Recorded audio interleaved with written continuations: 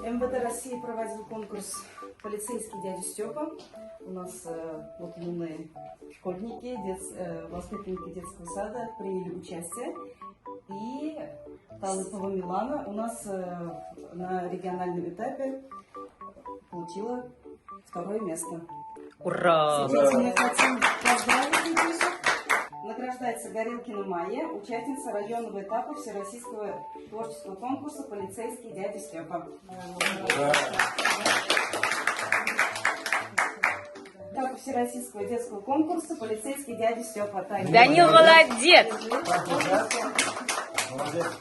Мы на тебя надеемся, что ты когда-то станешь нашей юбилей. Награждаю Талыпу Милану.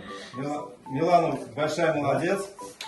Это, наверное, первый диплом у нас, да? Тоже был не последний. Много-много таких каждый год.